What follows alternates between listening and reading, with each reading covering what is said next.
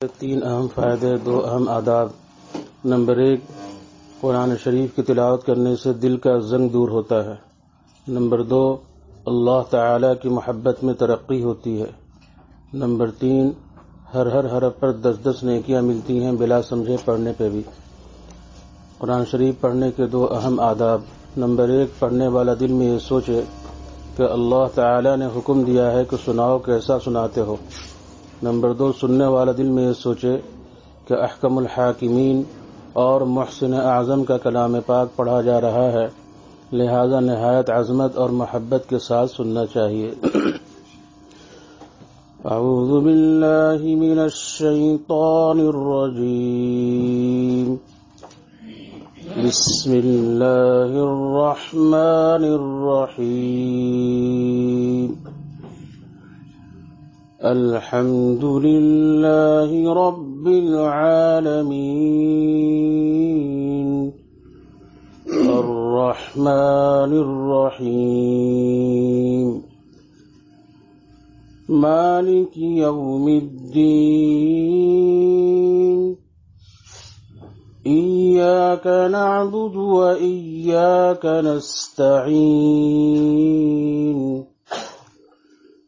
اهدنا الصراط المستقيم، صراط الذين أنعمت عليهم غير المغضوب عليهم ولا الضالين،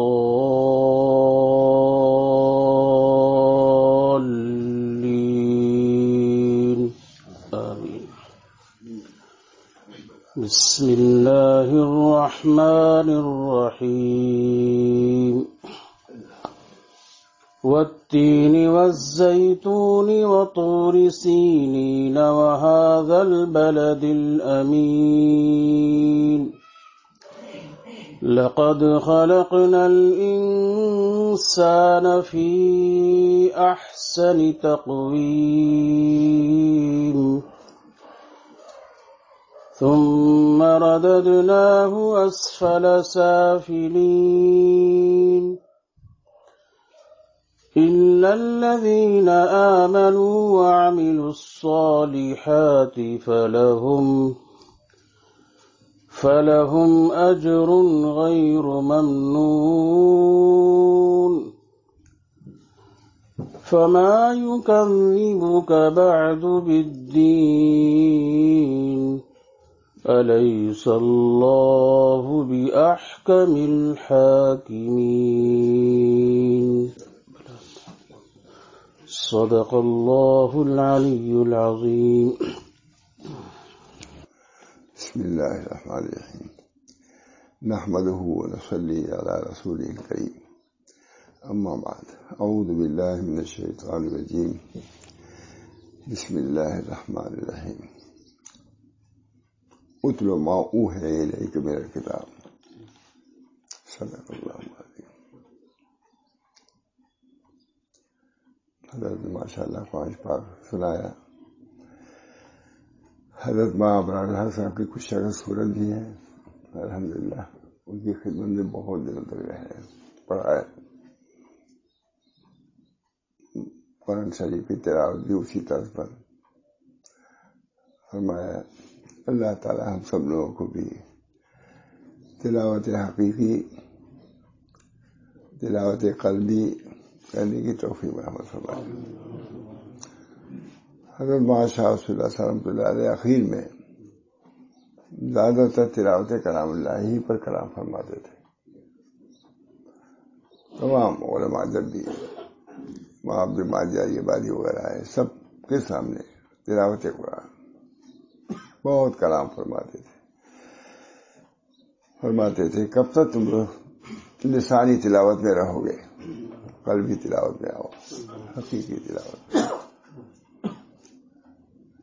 کچھ لوگوں کو مقرر کیا تھا تلاوت قلبی کرو گے 50 آدمی، اب کون تھا؟ اللہ تعالیٰ سب کو توفیق دے کہ جو منتخب ہوئے ہیں جس کام کے لیے اس کام کو کریں، تلاوت کلام اللہ۔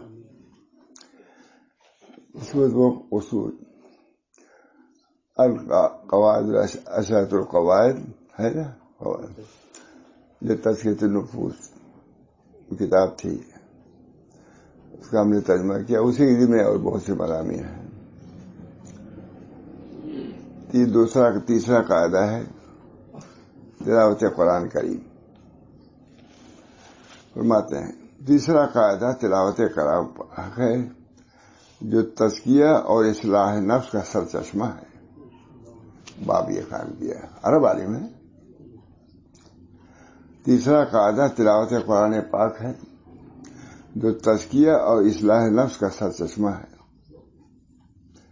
اللہ تعالیٰ نے ارشاد فرمایا لقد من اللہ علی المؤمنین اذ بعث فیہم رسولا من انفسہم یتلو علیہم آیاتہ ویزکیہم ویعلمہم الکتاب والحکمہ۔ ترجمہ اس کا ہے حقیقت میں اللہ تعالیٰ نے مسلمانوں پر احسان کیا۔ ترجمہ کا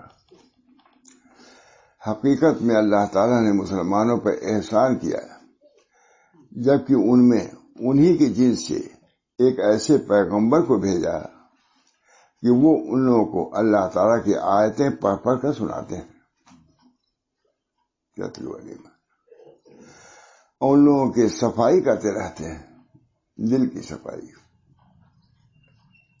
کتاب اور فہم کی باتیں بتلاتے ہیں۔ بیان قرآن سے ترجمہ کیا۔ حقیقت میں اللہ تعالیٰ نے مسلمانوں پر احسان عظیم کی، اس سے بڑھ کے احسان نہیں ہو سکتا۔ تلاوت کلام اللہ پر بہت زور،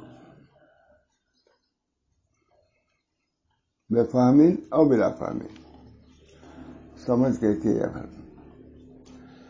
حضرت امام احمد بن حنبل نے خواب دیکھا، اللہ رب العالمین سے کہا بما یتقرب الیک، ہم آپ تک کیسے پہنچے؟ فرمایا یہ خواب وہاں تھانوی میں نقل کیا ہے، یہ ہے، فرماتے تھے اس کو کہا بتلاوت کتابی، میری کتاب کی تلاوت سے تقرب حاصل کرو۔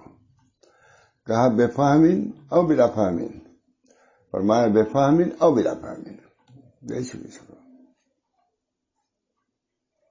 اللہ تعالی ہم سب لوگوں کو تلاوت حقیقی، تلاوت قلبی کرنے کی توفیق محمد فرمائے۔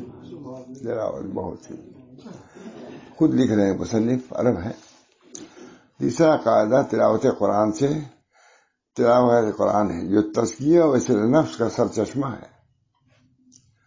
اللہ تعالیٰ نے ارشاد فرمایا حقیقت میں اللہ تعالیٰ نے مسلمانوں پر احسان عظیم کیا جبکہ ان میں انہی کے جنس سے ایک ایسے پیغمبر کو بھیجا وہ ان لوگوں کو اللہ تعالیٰ کی آیتیں پڑھ پڑھ کر سناتے ہیں اور ان لوگوں کی صفائی کرتے ہیں۔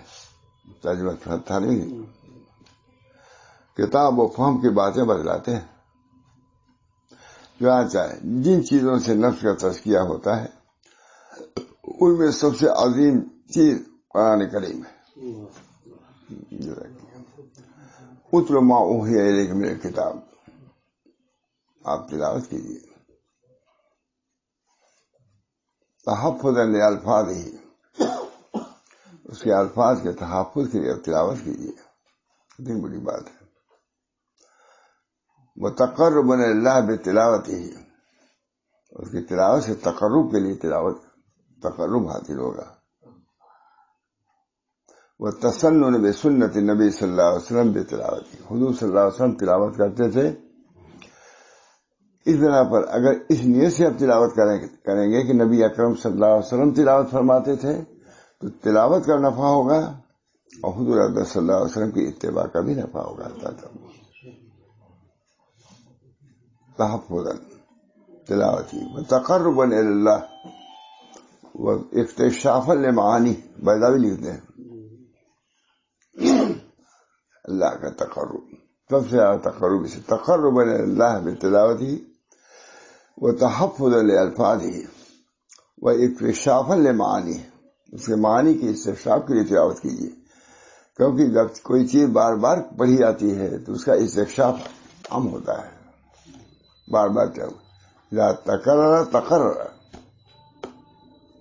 اس بنا پر تلاوت کا معمول رکھنا چاہیے ہم سب لوگوں کو کچھ ہی صحیح. اللہ تعالیٰ جو حفاظ ہیں ان کو تو رکھنا ہی چاہیے. عورت مرد جو بھی ہوں تلاوت کا معمول کم سے کم لکھا میں نے طبیان دیکھا ہے کم سے کم نصف پارہ ہے 2 مہینے میں تو ختم ہونا ہی چاہیے. عام لوگوں کی بات ہے ورنہ عام بات یہ ہے کہ 1 پارہ ہونا چاہیے. اور جو لوگ حافظ ہیں ان کے لیے تو 1 مندر پڑھو 3 پارہ پڑھو جتنا بھی جا پڑھو. اللہ تعالیٰ چنانچہ جن چیزوں سے نفس کا تزکیہ ہوتا ہے ان میں سب سے عظیم چیز قرآن پاک ہے جو تزکیہ کی کتاب ہی ہے. وہ هو الذی بعث فی الامیین رسولا منہم یتلو علیہم آیاتہ ویزکیہم ویعلمہم الکتاب والحکمہ وإن كانوا من قبل لفی ضلال مبین. اللہ اس کا منبع اور سرچشمہ. چنانچہ جن چیزوں سے نفس کا تزکیہ ہوتا ہے ان میں سب سے عظیم ترین قرآن کام کی تلاوت ہے. قرآن کریم کی جو تزکیہ کی کتاب ہی ہے. قرآن تزکیہ ہی کے لیے آئی ہے. اس کا منبع اور سرچشمہ اور اس کی اصل ہے قرآن. یتلو علیہم آیاتہ جو زکیم بھی تھا اس کو بھی هو الذی بعث فی الامیین رسولا منہم یتلو علیہم آیاتہ ویزکیہم ویعلمہم. تلاوت کا جوڑ لگائی دی اللہ تعالیٰ نے خود جو تلو علیہ تلاوت کرتا ہے. تلاوت کے ذریعے سے تزکیہ اہتمام تھا رسول اللہ صلی اللہ علیہ وسلم. ہمارے بزرگوں کا بہت اہتمام ہے. عام طور سے ہمارے اندر 1 مندر پڑھتی ہے اور بھی پڑھتے ہوں گے. حافظ تھے کبھی کبھی فرماتے تھے رات کو کم زمان ابھی ہم نے کل والی مندر بھی پڑھ لیا. نہیں 1 مندر تو پڑھتی تھی مجھے خود ہم نے کل والی مندر بھی پڑھ لیا. اور جس دن نہیں پڑھ پاتے تھے اس دن خوب غصہ ہوتے تھے تو ہم لوگ سمجھ جاتے تھے مالے معمول میں کوئی چھوٹ ہو گیا اس میں پڑھائے سب خیال معمول زبان پڑھتے رہتے تھے. ایک ختم تو کرتے ہی تھے رمضان وغیرہ میں. لوگ والے بہت کہتے ہیں 2 مرتبہ ٹہلنے جاتے تھے. ٹہلنے کے مطلب رکشے گئے فرماتے ہم ٹہلنے تھوڑے جاتے ہیں ہم تو قرآن شریف پورا کرنے کے لیے جاتے ہیں. رمضان میں 2 مرتبہ چیل لائن کی طرف رکشے پر چلے جا رہے ہیں. ڈاکٹر صاحب دیر صاحب رہتے تھے بیچارے. بہرحال فرماتے ہیں اس کا منبع سرچشمہ اور اس کی اصل ہے. لہذا جو شخص اپنے نفس کا تزکیہ چاہے تو اس کو چاہیے کہ وہ اللہ تعالیٰ کی کتاب میں تلاش کرے. حضرت ابن عباس رضی اللہ تعالیٰ عنہ کا ارشاد ہے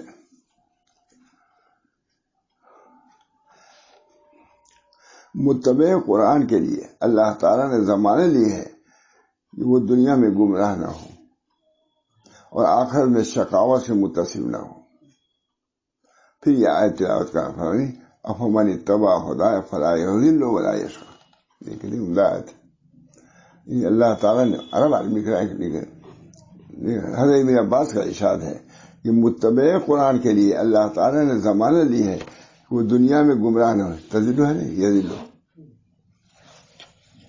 اور آخر میں شقاوت سے متصل نہ ہو. لا تشقی افمن اتبع ہداہ فلا یضل ولا یشقی. 2 چیزیں کہاں عام طور سے ہم لوگ بیان کرتے ہیں. یہ لوگ بھی جب آتے ہیں تو بہت عمدہ لکھتے ہیں. تو جو شخص میری اس ہدایت کا اتباع کرے گا تو وہ نہ گمراہ ہوگا اور نہ شقی ہوگا. بیان قرآن وہ روایت ابن عباس کی ہے. اور اللہ تعالیٰ نے ارشاد فرمایا یا ایھا الناس قد جاءتکم موعظۃ من ربکم.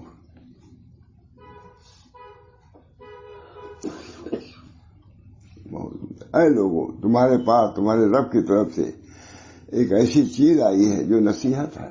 سراپا نصیحت. ہم تو توفیق دے مولانا کوتاہیاں ہو رہی ہیں. بہت حضرت کو شکایت تھی کہ حدیث کی طرف سے کچھ توجہ ہے، قرآن کی طرف سے علماء سے کہتے تھے اس کی طرف توجہ نہیں ہے، قرآن کی طرف توجہ نہیں ہے، حدیث کی طرف کچھ ہے بھی، اس کے لیے کتنا اہتمام ہوتا ہے، لیکن قرآن کی طرف توجہ نہیں ہے۔ وہ تو سچ پوچھیے کہ حضرت مولانا ابرار الحق صاحب رحمہ اللہ نے اس کی طرف توجہ دلائی۔ میں نے خود مولانا ریاست علی صاحب کا نام سنا کہ بہت بڑے قاری تھے، ہم لوگ طرف قرات وہی لے گئے ہیں، الہ آباد سے لے گئے، غالباً انہی سے میں نے سنا ہے، بہت بڑے قاری کہ حضرت مولانا ابرار الحق صاحب نے اس کو جاری کر دیا، تجوید ترتیل سے پڑھنے کی اس کی اہمیت مجھے یاد آتا ہے، بہت بڑے، خود بہت بڑے قاری تھے۔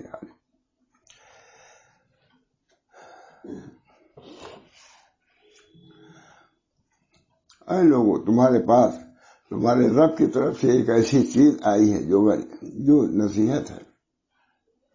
گھروں میں رکھا ہوا قرآن، گھروں میں رکھنے سے کام نہیں، برکت الگ چیز ہے، نفع تو اس کو پڑھنے پڑھانے سے، عمل سے ہوگا۔ لکھا ہے کہ تورات وغیرہ کو ذہبوہا، انہوں نے سنہرے حروف سے لکھایا، لیکن اس کے عوامل پر عمل نہیں کیا، نواہی سے اجتناب نہیں کیا، سلب کر دی گئی، کتاب ہی منسوخ کر دی گئی۔ صادق اشراف نے لکھا ذہب ہوا، سنہرے پانی سے لکھوایا، مگر اس کے عوامل پر عمل نہیں کیا اور نواہی سے اجتناب نہیں کیا۔ اللہ تعالیٰ نے کتابی کو منسوخ کر کے ہر کتاب کو ختم، قرآن آ گیا اس کے، لیکن اس کو اس انداز سے لکھا صادق اشراف نے۔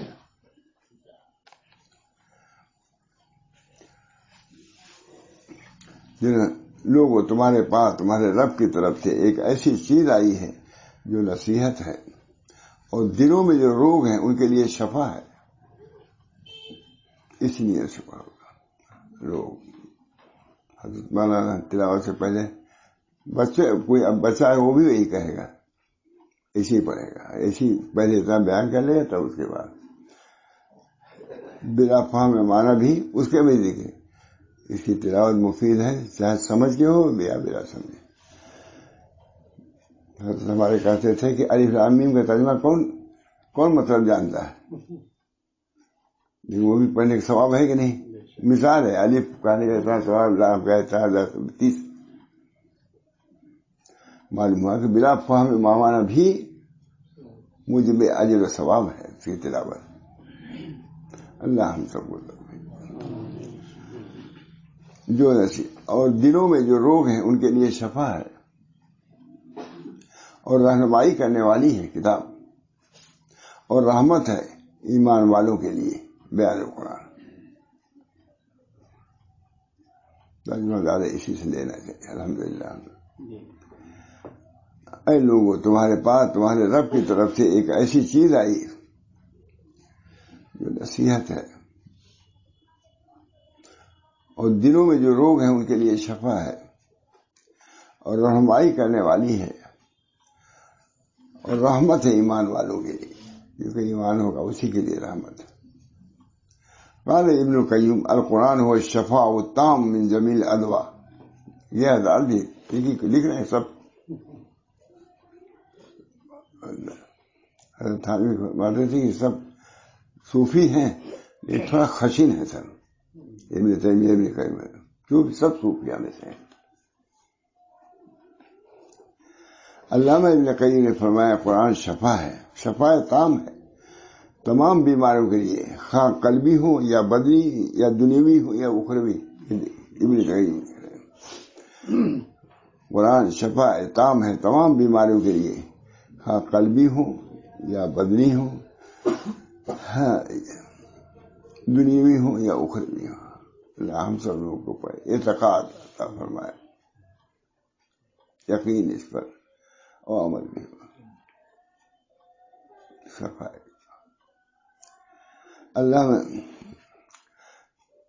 نیز اللہ تعالی نے ارشاد فرمایا الذین آتیناہم الکتاب یتلونہ حق تلاوتہ اولئک یؤمنون بہ۔ یہ آیت ٹھیک ہے نا؟ جن لوگوں کو ہم نے کتاب دی بشرطے کہ وہ اس کی تلاوت کرتے رہے، جس طرح کی تلاوت کا حق ہے ایسے لوگ اس پر ایمان لے آتے ہیں۔ حق تلاوت کا مطلب یہ ہے کہ اس کو پڑھا جائے، حفظ کیا جائے، اس کو سمجھا جائے، اس میں تدبر کیا جائے، اس پر عمل کیا جائے. اسی طرح صاحب اکرام و تابعین نے تفسیر بیان کی. یہ ہے مولانا حق تلاوت. اللہ ہم سب کو توفیق دے.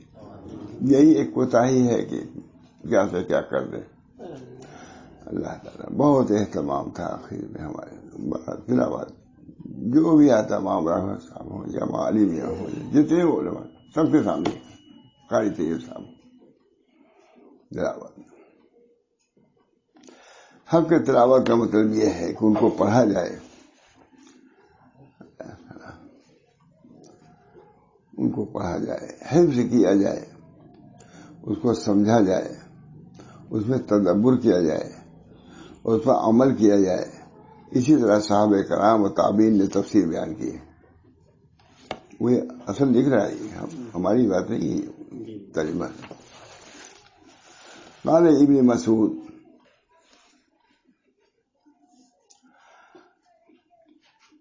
رضی اللہ عنہ كان رجل منا اذا تعلم 10 آیات لم يجاوزهن حتى يعرف معانيهن والعمل بهن. حضرت عبداللہ ابن مسعود نے فرمایا، ہم میں کا کوئی جب 10 آیات سیکھ لیتا تو جب تک اس کے معانی سمجھ نہیں لیتا، اس پر عمل نہ کر لیتا، آگے نہ بڑھتا.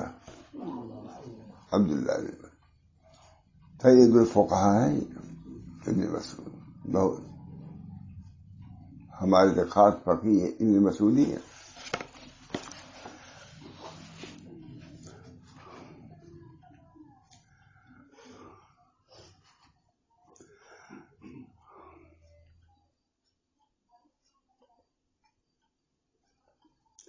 قرآن کریم کا پڑھنا معنی سمجھے اور اس پر عمل کیے بغیر اس کو حق کے تلاوت سے تعبیر نہ کیا جائے گا.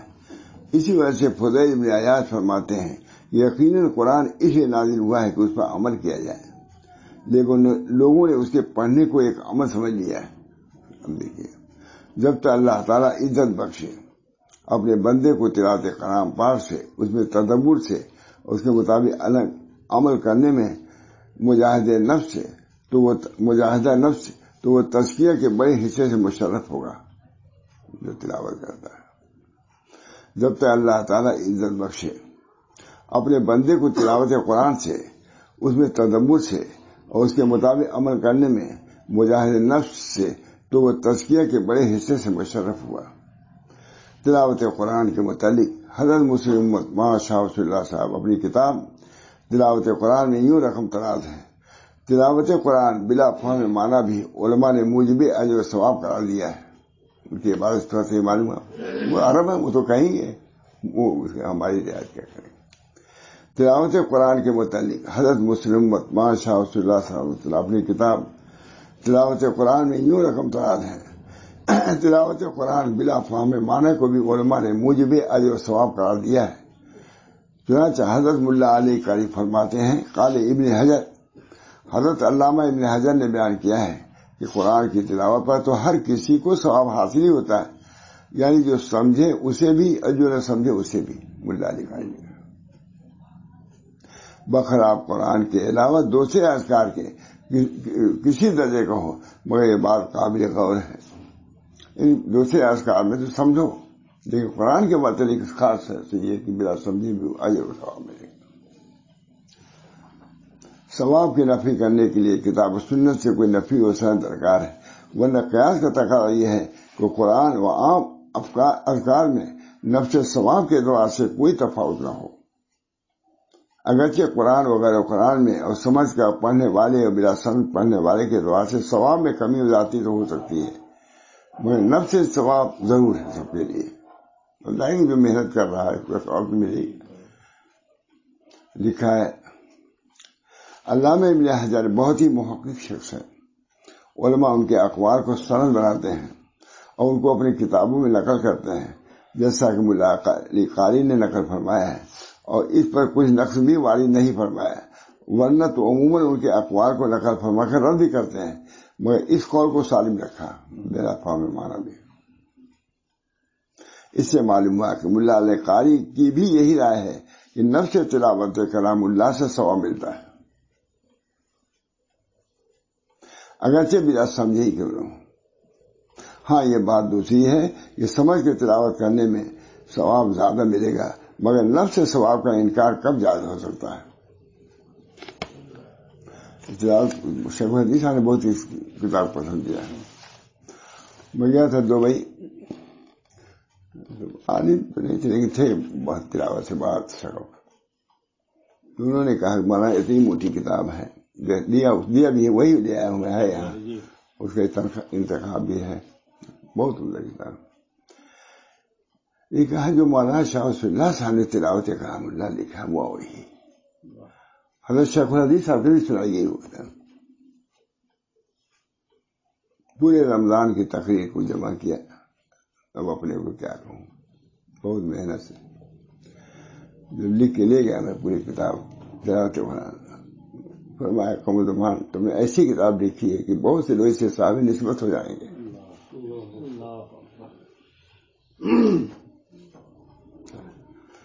اللہ تعالیٰ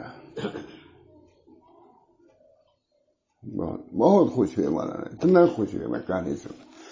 وہ حضرت کا مضمون ایسا رمضان بھر جو بیان کرتے رہے تلاوت کلام اللہ پر، اس کو چیپو بھی نہیں تھا، یہ رہا ہو سب لکھ کے قلم تھے۔ پھر ہم نے اس کو مرتب کیا اور پیش کیا، اتنا خوش ہوئے، ظاہر کہ ان کے کلام کی شرح یا اس کا بہت خوش ہوئے، کہا قوم زمان تم نے ایسی کتاب لکھی ہے بہت سے لوگ اس سے صاحب نسبت ہو جائیں گے۔ تو دبئی میں وہ عالم نے کہا، اتنی موٹی دیا ہے انہوں نے پاس، لیکن کہا مولانا رسول اللہ صاحب کی طرح کچھ ہو رہی ہے برکت۔ بہرحال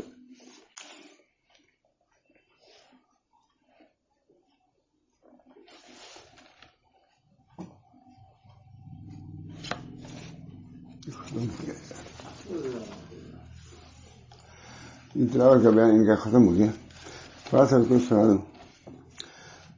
چوتھا قاعدہ حضور صلی اللہ علیہ وسلم کو اسوہ کو رہبر بنانا، تلاوت کلام اللہ، ہم دونوں آ جائے، کتاب متعلق ہے سنت کے متعلق ایک جگہ جمع ہو جاتا اچھا ہے۔ اللہ تعالیٰ کا ارشاد ہے لقد کان لکم فی رسول اللہ اسوۃ حسنہ لمن کان یرجو اللہ والیوم الآخر وذکر اللہ کثیرا۔ تم لوگوں کے لیے یعنی ایسے شخص کے لیے جو اللہ تعالیٰ سے روز آخرت سے ڈرتا ہو اور کثرت سے ذکر الہی کرتا ہو،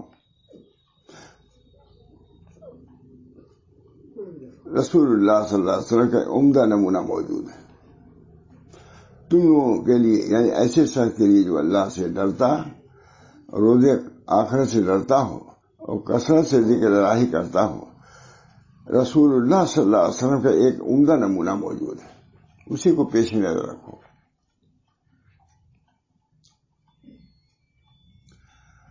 قال ابن کثیر هذه الآیۃ الکریمہ اصل کبیر فی التأسی برسول اللہ صلی اللہ علیہ وسلم فی اقوالہ و افعالہ و احوالہ۔ جملہ مطلب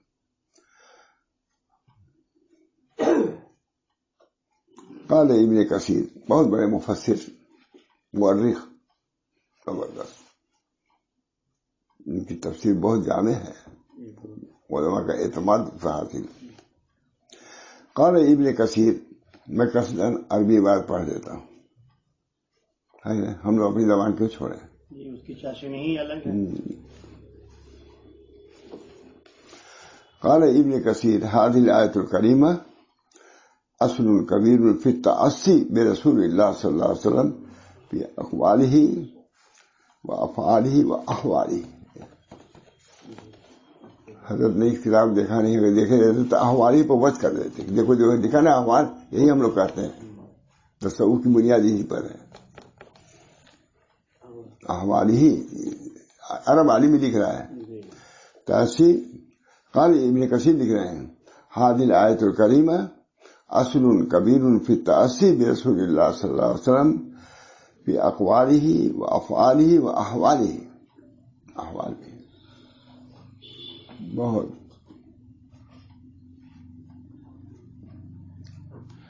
ابن کثیر نے فرمایا یہ آیت کریمہ نبی کریم صلی اللہ علیہ وسلم کے اقوال میں، افعال میں اور احوال میں آپ کی ذات کو اسوہ کے طور پر اپنانے کی بابت اثر الرسول کی حیثیت رکھتی ہے. قال الحسن رضی اللہ قال قوم على عهد رسول الله صلی اللہ علیہ وسلم انا نحب ربنا وأقول الله تعالى هذه الآية قل إن كنتم تحبون الله فاتبعوني يحببكم الله. حضرت حسن بصری نے فرمایا کچھ لوگوں نے نبی کریم صلی اللہ علیہ وسلم کے زمانے میں کہا کہ ہم اپنے رب سے محبت کرتے ہیں، تو اللہ تعالیٰ نے یہ آیت نازل فرمائی کہ قل إن كنتم تحبون فاتبعوني، آپ کہیے میری اتباع کرو، اقوال میں بھی، افعال میں بھی، اخلاق کیا حضور گانا خلق القرآن. اللہ تعالیٰ نے اس کی توفیق دے. احوال، اقوال، افعال و احوال، رات و رات عبادت. آپ تو بخشے بخشائے ہیں، آپ کو اتنی مشقت کی کیا ضرورت ہے؟ فرمایا افلا اکون عبد شکورا، کیا عبد شکور نہ بنوں؟ معلوم ہوا کہ کہیں مجاہدہ ختم نہیں ہوتا. معلوم سمجھتے ہیں مجاہدہ ختم، نبی کے جب مجاہدہ نہیں ختم ہوا ہمارا نا، صوفی لوگ کا ختم ہو جائے گا کسی کا کچھ نہیں، سب جوگ ہے بلکہ یہ روگ ہے. یہ سمجھنا کہ مجاہدے اخیر اندری رامی خراشوں میں تراش، اندری رامی خراشوں میں تراش تا دم آخر دم فارغ، تا دم آخر مبارک ادو فارغ، اندری رامی خراشوں میں تا دم آخر دم فارغ مبارک. وہاں تو یہ ہے کہتے ہیں، کسی نے کہا حضرت جنید سے، فلاں شخص کہتا ہے حضرت تکالیفات شرعیہ معاف، کہ جب نبی سے معاف نہیں تو اس سے کیسے معاف ہو گئی؟ کہا ہم واصل ہو گئے ہیں، معلوم کہتے ہیں ہم واصل ہو گئے، اب ہم کو مجاہدہ کی ضرورت نہیں ہے. کہا واصل ہوئے بے شک، مگر جہنم تک واصل ہوئے ہوں، جہنم کے واصل ہوئے، اللہ کے واصل نہیں. ہمارے مشائخ نے تصوف کو کھول کے بیان کیا، واضح کیا کہ سنت کے علاوہ کوئی چیز نہیں.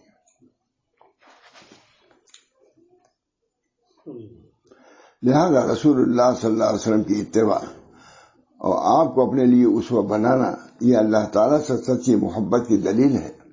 اس لیے کہ نبی اکرم صلی اللہ علیہ وسلم کی اتباع و اقتداء اور آپ کے سیدھے راستے پہ چلنا ہی اصل اور عین تزکیہ ہے. اور تزکیہ تک پہنچنا ممکن ہی نہیں بغیر ان چیزوں کو جس کو لے کے نبی کریم صلی اللہ علیہ وسلم تشریف لائے. ہر زمانے میں ضلال ایسے غلط طریقے ایجاد کرتے ہیں جن کے بارے میں یہ دعویٰ ہوتا ہے کہ یہ طریقے نفوس کا تزکیہ کرتے ہیں اور دلوں کو مہذب بناتے ہیں، اللہ تعالیٰ سے تعلق کو مضبوط کرتے ہیں وغیرہ. ایسے ائمہ غلال لوگوں کی جماعت سے الگ رہ کر تاریخ جگہوں میں خلوت نشینی کی تاکید کرتے ہیں اور وہ مخصوص و متعین الفاظ کے ورد کی وصیت کرتے ہیں، اور یہ خیال کرتے ہوئے کہ ان چیزوں سے نفوس کا تزکیہ ہوگا، تہذیب و تربیت ہوگی وغیرہ وغیرہ، مگر یہ سب باطل ڈالے ہیں سنت کے علاوہ. میں بمبئی میں تھا، میں یہاں کی ایک سرجان نشین بھی تھی اور گنگو کی بھی تھی. مجھ سے کہا کہ مجھ سے کہو، یہاں والے سے کہو کہ آج جو گمراہی آئی ہے وہ اس وجہ سے ہے وہ حضور صلی اللہ علیہ وسلم کے اوراد کو چھوڑ کر اپنے شیوخ کے اوراد کو مقدم کیا ہے. دیکھا یہاں کے شیخ سے کہا، ان سے تو کہا ہی تھا، گنگو والے شیخ بھی موجود تھے بڑے آدمی گنگو ہی. کہا کہیں ان سے اقرار تھا، کہیں میں صحیح کر رہا ہوں نا، ان سے بھی اقرار کرا دیا. ان سے بنایا اس طرح کا آج کل گمراہی کا اوراد، مشائخ کے اوراد کو، اپنے خاندانی اوراد کو حضور صلی اللہ علیہ وسلم کے اوراد پر ترجیح دیتے ہیں. اس کی وجہ سے گمراہی آ رہی ہے. اللہ اللہ تعالیٰ ہر زمانے میں ائمہ غلال ایسے غلط طریقے ایجاد کرتے ہیں جن کے بارے میں یہ دعویٰ ہوتا ہے یہ طریقے نفوس کا تزکیہ کرتے ہیں اور دلوں کو مہذب بناتے ہیں اور اللہ تعالیٰ سے تعلق کو مضبوط کرتے ہیں وغیرہ وغیرہ. ایسے ائمہ غلال لوگوں کی جماعت سے الگ رہ کر تاریخ جگہوں میں خرد و نشینی کی تاکید کرتے ہیں اور مخصوص و متعین الفاظ کے ورد کی وصیت کرتے ہیں اور یہ خیال کرتے ہیں کہ ان چیزوں سے نفوس کا تزکیہ ہوگا، تہذیب و تربیت ہوگی وغیرہ وغیرہ، مگر یہ سب باطل گمراہی ہے.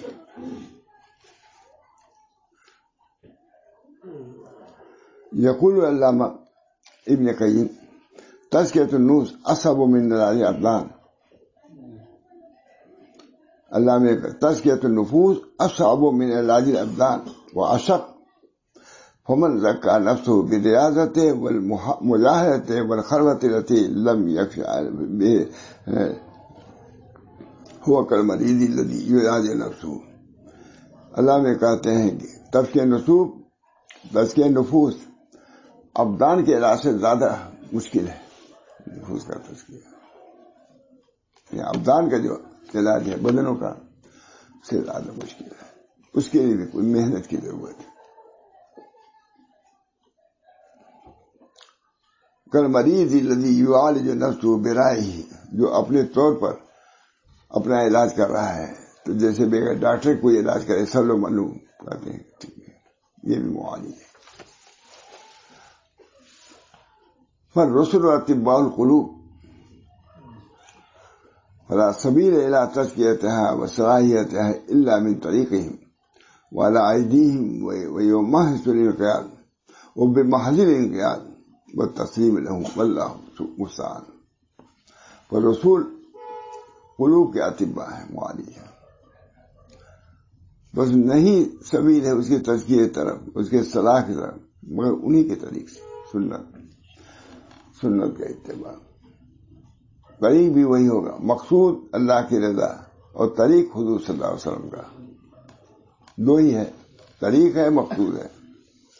اللہ کی رضا مقصود اور طریق رسول اللہ صلی اللہ علیہ وسلم کا.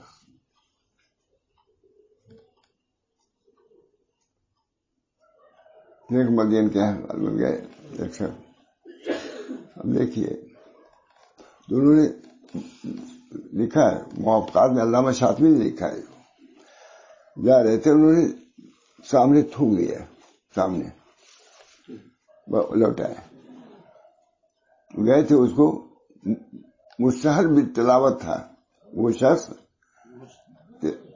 بالولایت تلاوت نہیں، بالولایت ہی کہا ہے، میں مستحل بالولایت ولایت کہا چلو ذرا دیکھیں کہ کیا ہے. یہ گئے تو انہوں نے ان کے سامنے تھوکا قبلے کی جانب، کہا یہ ولی نہیں ہو سکتا. جب ایک تھوکنے میں مختصر سنت پر یہ عمل نہیں کرتا تو کیسے ہم اس کے اقرار کریں ولایت کا بغیر حضور کے اتباع کی ولایت. اور اسے قبلہ جانب تھوکا. جب ایک اس سنت پر ہم مطمئن نہیں ہیں تو اگلے سنتوں پر کیسے مطمئن ہو سکتے ہیں؟ وہ ملے بھی نہیں، لوٹے آئے. لکھا علامہ شاہ ہذا اصل باعزید بستامی، یہ ایک اصل ہے کہ باعزید بستامی نے مخصص کیا ہے کہ بغیر اتباع سنت کے کوئی خدا تک نہیں پہنچ سکتا، موافقات نہیں کرتا. ہذا اصل، یہ اصل ہے، وہی شے بغیر اتباع سنت.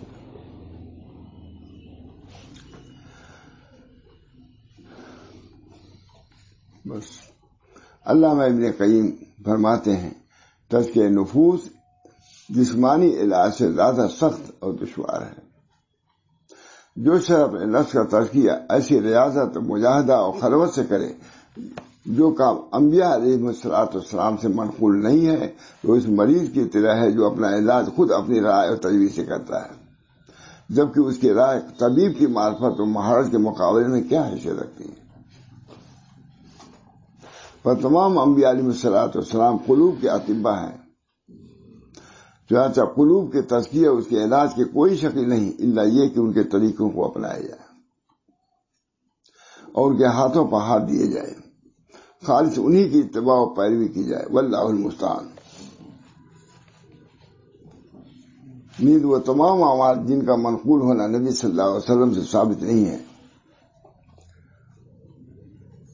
وہ مردود ہوں گے. چنانچہ نبی کریم صلی اللہ علیہ وسلم فرمایا من عمل عملا لیس علیہ امرنا فہو رد. جو شخص ایسا عمل کرے جو ہمارے حکم کے مطابق نہیں ہے وہ مردود ہے، یعنی اس عمل کو کرنے والے کے منہ پر اس کو مار دیا جائے گا. قال ابو سفیان بن عیینہ ان رسول اللہ صلی اللہ علیہ وسلم هو المیزان الاکبر علیہ تورد الاشیاء علی خلقہ وسیرتہ وہدیہ فما وافق فهو الحق وما خالف فهو باطل. امام سفیان بن عیینہ نے فرمایا آپ صلی اللہ علیہ وسلم کی ذات گرامی میزان اکبر سب سے بڑی ترازو اور کسوٹی ہے. چنانچہ تمام چیزوں کو اسی میزان پر پیش کیا جائے گا، یعنی آپ صلی اللہ علیہ وسلم کے اخلاق، سیرت اور طریقے پر. لہذا جو اس کے موافق ہوگا وہ حق ہوگا اور جو اس کے خلاف ہوگا وہ باطل ہوگا. لہذا جو تزکیہ نفس کا ارادہ رکھتا ہو وہ پر واجب ہے کہ عین رسول اللہ صلی اللہ علیہ وسلم کی اتباع، اقتداء اور طریقے کے عین مطابق نفس سے مجاہدہ کرے اور ان سارے ایجاد کردہ نئے طریقوں سے کلی طور پر اجتناب کرے جن کے بارے میں ان کے موجودین کا دعویٰ ہے کہ نفوس کا تزکیہ کرتے ہیں. نہیں، جو حضور نے کہا وہی ہے. ہمارے بزرگ اتھانی نے نہیں کام کیا. سینکڑوں سال کے بعد شاید عیسیٰ ہوا ہے، ممہد یا بہت دنوں کے بعد کہا جائے. اس کا تو سبیل والے دیکھیے، بالکل وہی طریق جو حضور صلی اللہ علیہ وسلم سے ثابت ہے جمع کیا ہے. پورا طریق الحمدللہ ممہد بالسنہ معیار انکار برسے شاید کتاب اللہ و سنت رسول اللہ و سیرت سلف. تعلیم الدین میں نقل کیا جاتا ہے. اس طریق کی بنیاد 3 چیزوں پر ہے، کتاب اللہ اور سنت رسول اللہ و سیرت سلف. جو ہمارے بزرگوں نے جس طرح سنت پر عمل کیا وہی کرو، ایجاد نہ کرو. لیا بزرگوں کی سیرت سلف بھی بنیادی چیزوں میں سے ہے. کتاب اللہ معیار انکار، کتاب اللہ. شیخ قوام الدین میں گوئے قوام الدین کیا ہے قولی ہے معیار انکار برسے شاید کتاب اللہ سنت رسول اللہ وسیرت سلام. اللہ ہم سب لوگوں کو اسی پہ چلائے. اب یہی ہے مجھے خود اپنے لیے بھی نادم ہوں. اللہ تعالیٰ مجھے بھی عمل کی توفیق دے. آپ حضرات تشریف لاتے ہیں سارا سال سے، یہ بھی بہت بڑی ہم لوگوں کی استقامت کی بات ہے اور طلب کی بات ہے. اللہ تعالیٰ اس مجلس کو بھی یہیں تک نہ رہے، یہ علوم اور یہ ہمارے بزرگوں کے اصول ایسے ہیں کہ سارے عالم میں عام ہوں. اللہ تعالیٰ خود ہم سب کو جو ہے عمل کی توفیق ہو اور دوسروں کے لیے سعی کریں اور انہیں دعا تو ضروری کریں کہ اللہ تعالیٰ امت محمدیہ کو سنت رسول پر لائے اور راستہ صلاح کا، تقوی کا، نجات کا راستہ کھول دے. دعا کیجیے. اللہم صلی اللہ سیدنا اللہم صلی اللہ ربنا اللہم صلی اللہ سیدنا نبی الامی وعلا آلہ واصحابہ وازواجہ وذریاتہ وسلم تسلیما کثیرا کثیرا. تمام طرق بند ہیں مگر حضور کا طریقہ کھلا ہوا ہے. اور طرق کلھا مسدودۃ، سب طریق بند کر دیے گئے ہیں مگر نبی اکرم صلی اللہ علیہ وسلم کا طریقہ کھلا ہوا ہے، جاری ہے. جو شخص چاہے چلے اور جو شخص چاہے خدا تک پہنچے. اللہ ہم سب کو اس کی توفیق دے. وآخر دعوانا ان الحمد للہ رب العالمین برحمتک یا ارحم الراحمین.